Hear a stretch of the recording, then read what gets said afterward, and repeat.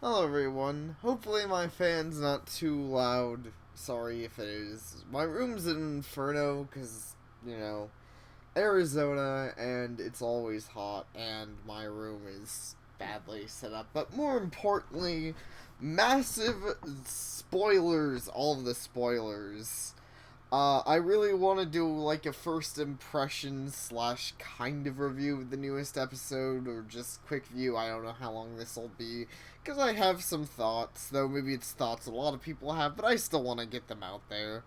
But massive spoilers. This will spoil the entire video. This will spoil the entire the season finale of season 5 of Friendship is Magic. So, see it, watch it, or don't watch this. Or if you can watch this if you really don't care, but just like, I want to get that out there. You really shouldn't watch this before watching this season thing, because it's probably not worth it. Anyways, so season 5 in general has been interesting, but I think this is a mark for the show for a lot of reasons. So I have a lot of positive and negatives for this, so maybe more of... I'll just start. Okay, so this is a time travel episode. It's very heavily butterfly effect induced. For anyone who knows about that, heavy themes in the recent game Until Dawn. So aside from the butterfly effect already being popular enough, you should probably know what the butterfly effect is.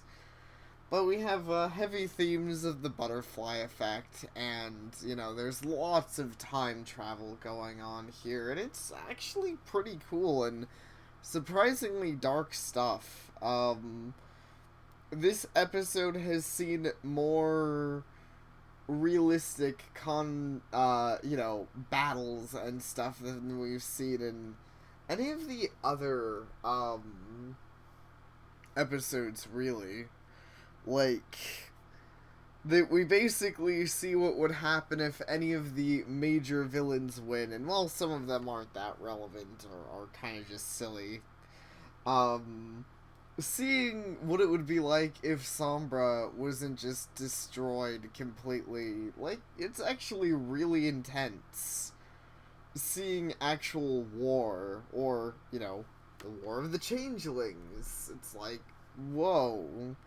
Because it's just a universe, you don't really think about conflicts like that, so it's honestly really cool. It's a mixture of cool and actually really, devastating to actually see war in a universe you don't really normally see it. I don't know if devastating, but it's just culture shock, I guess. Because it's not that war isn't a real thing, but it's just war in a universe where you never see it, so it's... Yeah, I'll stop talking in circles here. Okay, so that was really cool. Lots of bonus points for that. Hopefully, hopefully the show doesn't catch any flack for that. I thought it was amazing. It showed good animation and just generally cool stuff happening, and Rainbow Dash was great in this episode, I must say. So in general, the reason time travel's happening, because Starlight Glimmer's a huge jerk, and basically goes back to the point when Rainbow Dash did the cool Sonic Rainbow and made everyone friends. So at that moment, no one is friends, and, the world goes bad. Something notable I find about this is that Starlight Glimmer keeps going to the past to change it, and Twilight follows after her. And every time the past is changed differently, Twilight's taken back to a different present. Something I find notable is that Starlight Glimmer does not win in any of these futures. It's always some other villain, and in one case some unknown force that appears to have destroyed absolutely everything.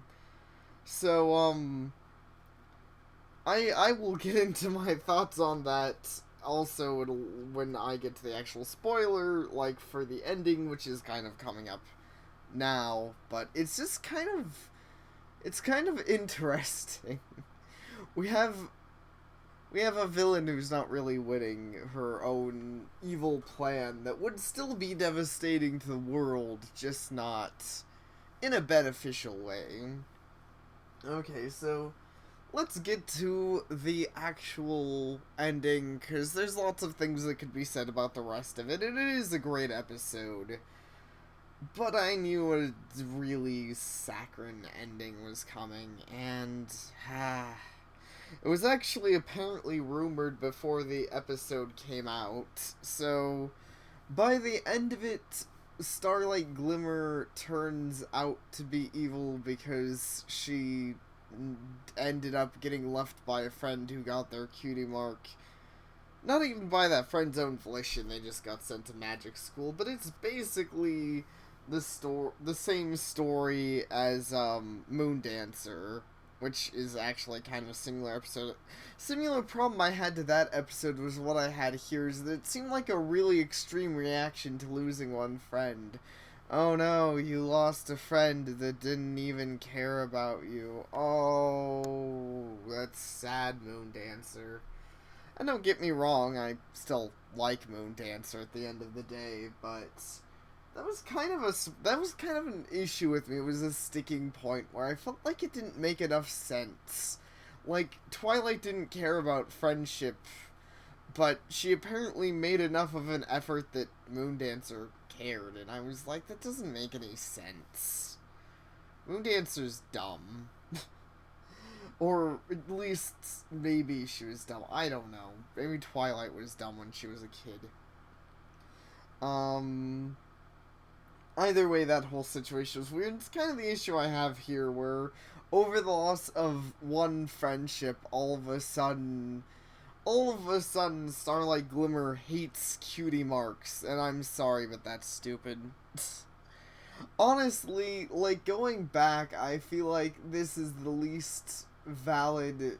Like, most of the other villains have really, have valid, or at least things that you can see them wanting, even if their goal isn't given. So, going back on villains, let's look at someone like, say, Nightmare Moon.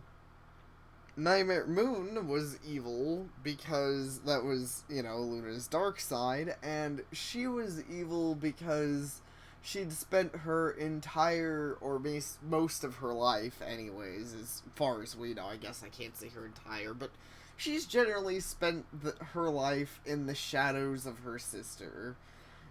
She's tried to be a great ruler, but she just never really lived up, so she spent the entirety of her career ruling before she got, before 1,000 years later and the show actually starts. She spent that entire time being in the shadows of her sister and apparently being unappreciated because nobody likes the nighttime. And while that might sound a little ridiculous, it's kind of understandable. I find that a much more reasonable level of jealousy when you have to consider how long they could have been ruling. Probably a long time, with Luna not getting any sort of real appreciation. And eventually the darkness in her heart just grew, and that kind of makes... I think it makes enough sense. I kind of liked that. Most of our other villains are evil for evil's sake, but you can kind of see where they're going. Chrysalis wants to take over more territory because she's evil and taking over kingdoms, and, King Sombra wants to take over territory because he's a tyrant and wants to rule the world with an iron fist, and that's reasonable enough. I mean, Discord's Discord, whatever. He doesn't need a reason to do anything. He's bullshit. But I just think the reason to be evil, that your entire evil plan is just based around, well, I had a childhood friend, and he's gone now. That's so stupid. And I think in general, this episode showed that Starlight Glimmer is really stupid. I mean, it's weird because she does all this magic and has this ultimate evil plan, and yet she's so incompetent that she does not win. If she wins, if she wins and defeats Twilight Sparkle with time travel magic, another villain wins. She does not have a win situation.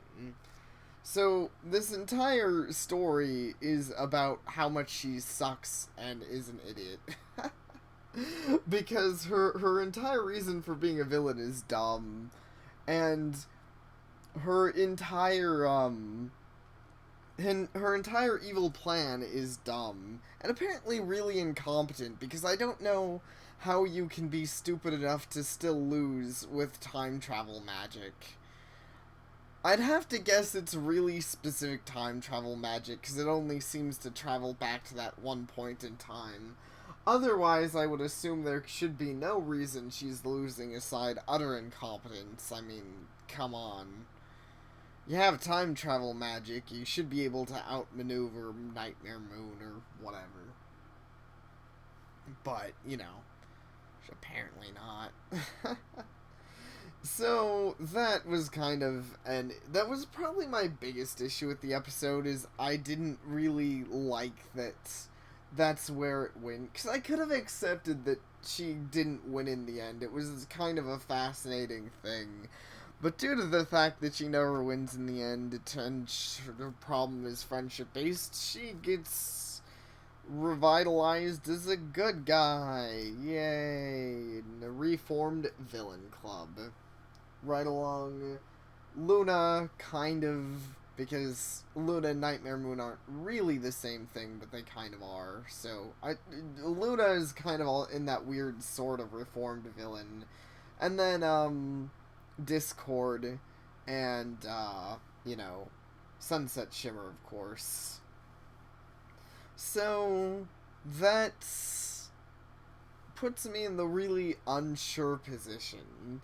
I'm really hoping we get another character like Sunset Shimmer here, who is actually notices that, hey, the things I'm doing was wrong, and maybe I'm an idiot. But I can't really tell if that's what we're gonna get here or not, and that worries me a little bit, because I really like this show. And I appreciate that they're trying to go for massive changes, but I worried we're going to get another Discord here, more so than a Sunset Shimmer. Even though it seems like we're in a position to get someone who should be, you know, like, she shouldn't be in that position, but I don't know. She's shown herself to be dumb and incompetent, but I guess Sunset Shimmer did too. So basically what I'm saying is, please don't screw up, writers.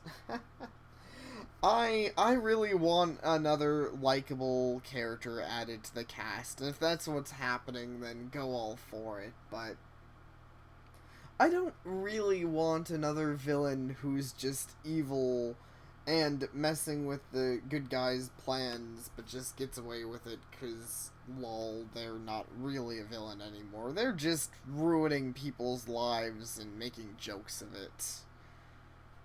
I know a lot of people like Discord, and, you know, John Delancey is great. John Delancey could voice the entire cast of the show, and I would be happy. But Discord's just a dumb character as a good guy. I'm sorry.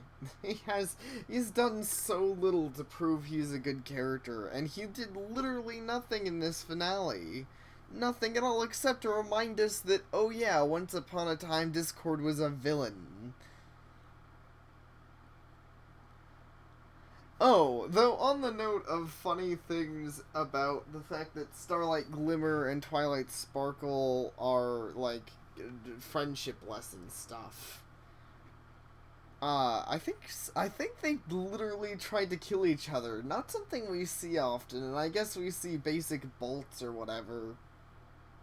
But in this episode, we see, like, legit laser beams between Starlight Glimmer and Twilight Sparkle. Laser beams that cut clouds in half, and while that might not sound that impressive, the way it's shot in this show, the way it's animated in this show makes it seem like if one of those lasers connected, they would probably cut someone right in half. So, there were some death blows going around. Oh, that brings me to another thing that's maybe nitpicky. I don't know why Starlight Glimmer is such a good magician. It bugs me a little bit. I was expecting an explanation on that the show never really provides. So, like she can do time magic and she can suddenly match magic wits with Twilight Sparkle.